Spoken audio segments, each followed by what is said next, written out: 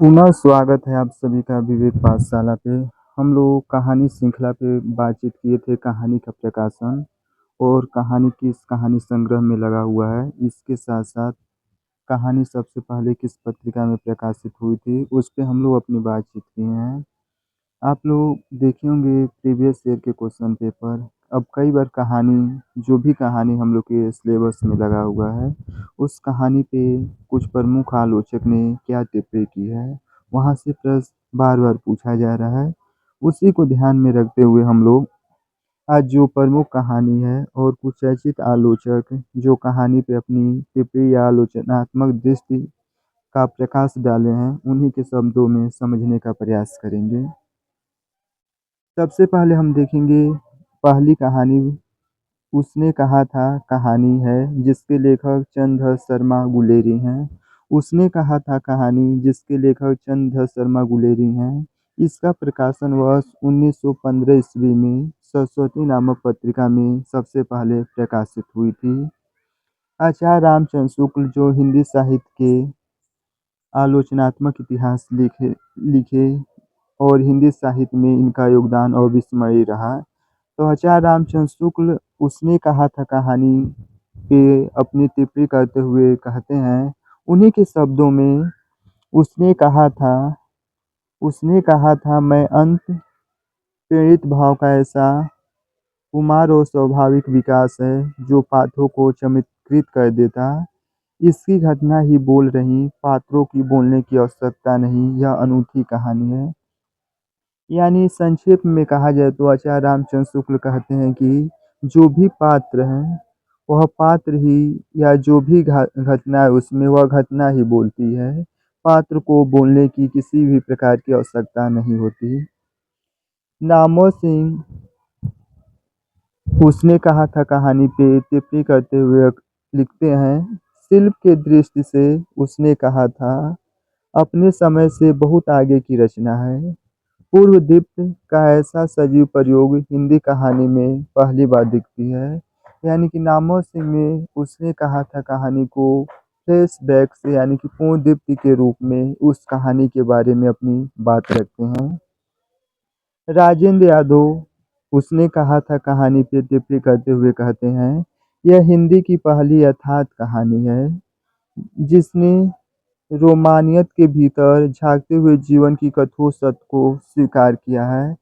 यानी कि राजेंद्र यादव कहते हैं यह हिंदी की पहली यथार्थ कहानी है जिसने रोमानियत के भीतर झांकते हुए जीवन की कठोर सत्य को स्वीकार किया है। परिंदे कहानी जिसका प्रकाशन 1907 ईस्वी में हुआ यह निर्मल वर्मा की चर्चित कहानी है और स्कूली परिवेश को केंद्र में बनाकर इस कहानी को इन्होंने लिखे हैं। डॉक्टर नामो सिंह परिंदे कहानी पे टिप्पणी करते हुए कहते हैं एक तरफ देखा जाए तो परिंदे की जो लतिका की समस्या है वह स्वतंत्र या मुक्ति की समस्या है। अतीत से मुक्ति स्मृति से मुक्ति उस चीज से मुक्ति जो हमें चलाए चलती और अपने रेले में हमें घसीट लेती है।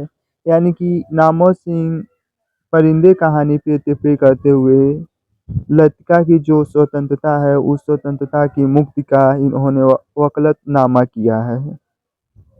नामो सिंह पुनः आगे कहते हैं कि निर्मल वर्मा की परिंदे कहानी हिंदी की पहली नई कहानी है। इसमें समकालीन जीवन का अकेलापन और स्मृति के दंश पहली बार एक अनूठे शिल्प में ढलकर सामने आया। यानी कि नामो सिंह परिंदे कहानी को हिंदी की पहली नई कहानी के रूप में इन्होंने इसको प्रस्तुत किया है और नए शिल्प में ढल के यह पाठकों के सामने प्रस्तुत होता। जबकि लक्ष्मी सागर वात्स्यय कहते हैं कि परिंदे में एक खास तरह की काव्यात्मक उदासी है। लक्ष्मी सागर वात्स्यय कहते हैं कि परिंदे में खास तरह की काव्यात्मक उदासी है और वातावरण की प्रधानता भी जो आधुनिक मनुष्य के अलगाव बोध को दर्शाती है। ईदगाह कफन दुनिया का अनमोल रत्न। ईदगाह कहानी कफन और दुनिया का अनमोल रत्नमुंशी प्रेमचंद की कहानी है। ईदगाह कहानी का प्रकाशन वर्ष 1933 ईस्वी में हुआ। ईदगाह कहानी पे टिप्पणी करते हुए डॉक्टर रामविलास शर्मा कहते हैं, ईदगाह कहानी में प्रेमचंद ने बाल मनोविज्ञान का जो मर्मस्पर्शी चित्रण हामिद के माध्यम से किया, वह आर्थिक अभावों के बीच पलते बच्चे के असमय पौध होने की यथार्थ गाथा है। यानी कि ईदगाह कहानी के माध्यम से नामवर सिंह ने हामिद पे टिप्पणी करते हुए कहते हैं कि अभावों में पल रहे बच्चे और समय ही पौध हो जाते हैं। उन्होंने हामिद के माध्यम से ईदगाह कहानी में प्रस्तुत किया है। नामवर सिंह पुनः कफन कहानी पे कहते हैं, कफन प्रेमचंद का ही नहीं बल्कि हिंदी साहित्य की पहली कारगर यथार्थवादी कहानी है, जहां पहुंचकर आदर्श पूरी तरह ध्वस्त हो जाता। आचार्य रामचंद्र शुक्ल अपनी हिंदी साहित्य के इतिहास में प्रेमचंद की कहानियों पे लिखते हैं, प्रेमचंद की कहानियों में देश की मिट्टी की सोधी महक है। दुनिया का अनमोल रत्न उनकी देशभक्ति की भावना की शुरुआती और जीवंत साक्ष्य है। आकाशदीप और गुंडा कहानी जयशंकर प्रसाद की कहानी है। आकाशदीप पे डॉक्टर नागेंद्र कहते हैं, प्रसाद की कहानियों में यथार्थ का धरातल, काम और भावुकता तथा रोमानियत का विस्तार अधिक है।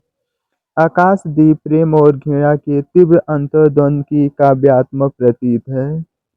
प्राय यहाँ से प्रश्न पूछा जाता है कि आकाशदीप प्रेम और घृणा के तीव्र का अंतर्द्वंद काव्यात्मक परिणति है, यह किस आलोचक ने कहा था? डॉक्टर नागेंद्र ने अपनी मत को पुष्ट किया है।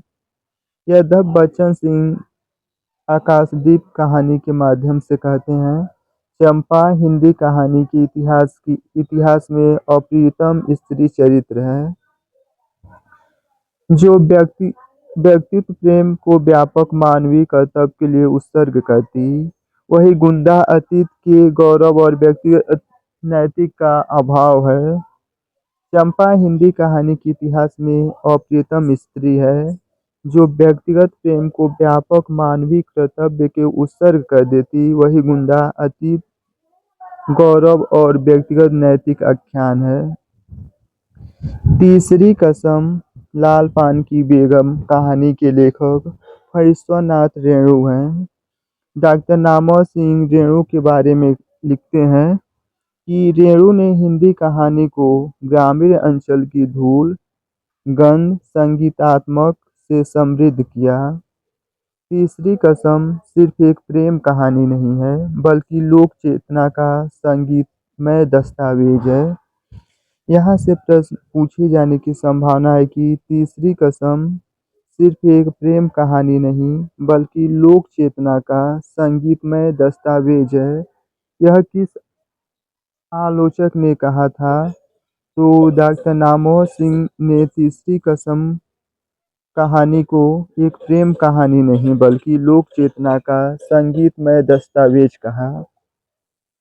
मार्कंडेय कहते हैं लाल पान बेगम कहानी पे कि बीजू की माँ के माध्यम से रेणु ने ग्रामीण नारी के स्वाभाविक और उसकी दबी हुई आकांक्षाओं को अत्यंत सहज रूप में उभारा है। अब हम गैंग्रीन, जो रोज कहानी है जिसका बाद में नाम गैंग्रीन कहानी का रोज कर दिया गया, यह सच्चिदानंद हीरानंद वात्स्यायन जिन्हें अज्ञेय कहा जाता, इनकी कहानी है जो 1933 ईस्वी में लिखी गई थी। गैंग्रीन कहानी पे नामवर सिंह कहते हैं, गैंग्रीन मध्यवर्गीय विवाहित नारी के जीवन की एक रसता, ऊब, अजनबीपन और यांत्रिकता को व्यक्त करने वाली हिंदी की सर्वश्रेष्ठ कहानी है। पुनः समझेंगे कि नामवर सिंह कहते हैं कि गैंग्रीन मध्यवर्गीय विवाहित नारी के जीवन की एक रसता, ऊब, अजनबीपन और यांत्रिकता को व्यक्त करने वाले हिंदी की सर्वश्रेष्ठ कहानी है। भंवरलाल शर्मा गैग्रीन कहानी पे टिप्पणी करते हुए कहते हैं कि मालती का जीवन उस गैंग्रीन रोग का प्रतीक है जो धीरे-धीरे मनुष्य की संवेदना और जीने की इच्छा को ही काट देती।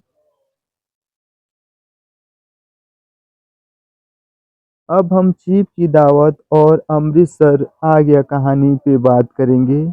चीफ की दावत और अमृतसर कहानी भीष्म साहनी की कहानी है। Doctor Madhuresh doctor Madhuresh chief की दावत कहानी पे टिप्पणी करते हुए लिखते हैं, चीफ की दावत मध्यवर्गीय समाज के भीतर छिपी उस क्रूरता और स्वास्थ्य को बेनकाब करती है जो तरक्की की सीढ़ी चढ़ने के लिए अपने बुजुर्गों की अस्मिता दांव पे लगा देते हैं। यानी कि डॉक्टर मधुरेश कहते हैं कि चीफ की दावत कहानी पे लिखते हैं कि तरक्की के शिखर पे चढ़ने के लिए युवा अपने ही बुजुर्गों के जो आश्रित है उसको ही दांव पे लगा देते हैं। कमलेश्वर अमृतसर आ गया कहानी पे लिखते हैं कि अमृतसर आ गया विभाजन की भीषिका पे लिखी गई सबसे सशक्त कहानियों में से एक है, जो मानवीय संवेदना के अचानक हिंसक हो जाने की प्रक्रिया को दिखाती है। कोसी का घटवार शेखर जोशी की कहानी है। कोसी की घटवार कहानी पे कमलेश्वर लिखते हैं कि शेखर जोशी की कहानी में यथार्थ का कोई शोर नहीं। कोसी का घटवार शांत जल की तरह बहती हुई एक गहरी मर्मभेद प्रेम कहानी है। यानी कि कमलेश्वर कोसी की घटवार कहानी को गहरी मर्मभेद प्रेम कहानी से जोड़ा है, जिसमें पहाड़ी जीवन की नियत और मौन करुणा छिपी हुई है।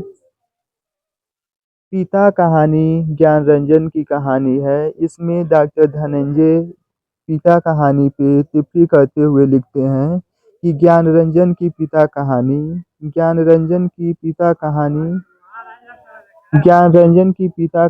कहानी पीढ़ियों के अंतराल और पुरानी पीढ़ी की नई पीढ़ी की अजनबी और अपराध बोध का प्रामाणिक दस्तावेज है। यानी कि पिता कहानी के माध्यम से धनंजय लिखते हैं कि पुरानी पीढ़ी और नई पीढ़ी के बीच जो अजनबीपन उत्पन्न हुआ है उसका एक प्रामाणिक दस्तावेज के रूप में पिता कहानी है। यह तो कहानी पे आलोचनात्मक टिप्पणी थी जहां से प्रश्न हमेशा पूछे जाते हैं। आज के लिए इतना ही, धन्यवाद।